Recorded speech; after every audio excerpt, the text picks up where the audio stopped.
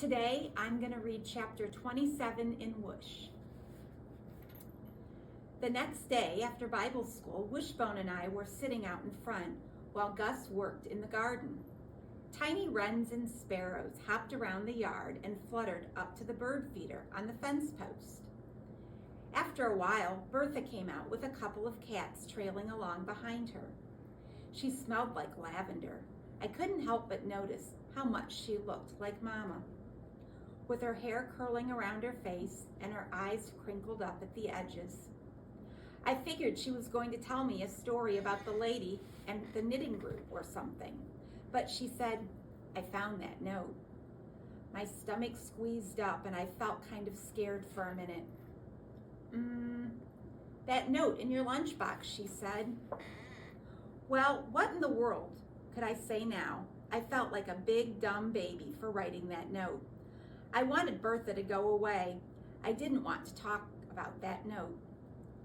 But Bertha didn't go away. She sat petting the cat, purring on her lap and gazing out where Gus was weeding in the garden. And then she said, "You know, Charlie, me and Gus always wanted children." She rubbed Wishbone's belly with her bare foot. We had many blessings in our life together, but having children has not been one of them. So, I watched her foot rubbing Wishbone and waited. "Well," she said, "I guess I'm not just too good at doing things that mothers do." My heart sank and I scrambled to think of something to say, but I couldn't. "When I saw that note, I wanted to kick myself," she went on. "But how come I didn't think how much a little girl would love a note like that in her lunchbox? I wish like anything I had thought to do, but I couldn't think of anything to say. Just like I didn't think how silly that rainbow lunchbox was." And then there was her hand on my knee. It was dark and tan from the hours in the sun, fingernails rough and dirty from pulling weeds in the garden. "So I hope you'll be patient with me while I learn," she said. I hung my head and nodded. I should have said something nice to her. I should have said, "Oh, don't even worry about it. That rainbow lunchbox was no big deal." I should have said, "I don't even care about that dumb note." But the truth was, all I could do was sit there feeling her warm hand and breathing in the lavender smell. "Let's go help Gus," she said. So the three of us pulled weeds and picked beans and pinched dead flowers off the marigolds. Wishbone sat outside the gate and whined to get in, but he wasn't allowed to because of his digging. When we were done, we climbed into Gus's car and picked up Howard before heading down the mountain to get ice cream. Wishbone stuck his head out the window, his ears flapping like crazy in the wind, while me and Howard sang Bible songs together. Every once in a while we passed a clearing with a view of the mountains stretched out as far as you could see. A smoky blue haze floated over the treetops. It reminded me of my first day in Colby when Gus had told me why they were called the Blue Ridge Mountains.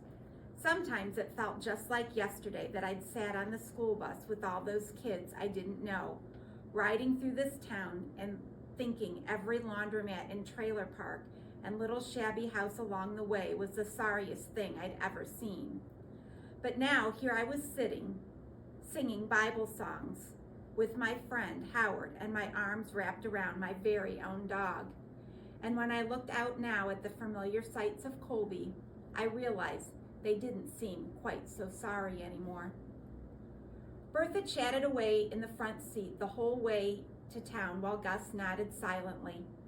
We got ice cream at the dairy freeze and sat at a picnic table trying to eat it quick before the summer heat made it run down our cones and drip into our laps. Bertha scooped a little bit into a paper cup for Wishbone, and Howard let me have the last bite of his cone. On the way home, me and Howard taught Gus and Bertha some of our Bible school songs. And then the best thing happened. I saw a yellow railroad car.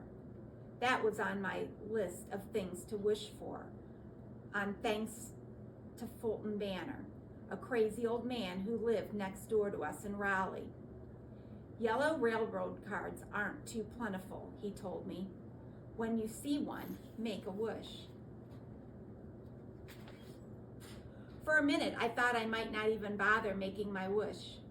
Maybe I was just wasting my time. But then something inside me told me not to give up and to keep on trying. I mean, you never know, right? So I looked back at the yellow railroad car as we passed it, and I made my wish. That's the end of chapter 27. I hope you enjoy the rest of the book.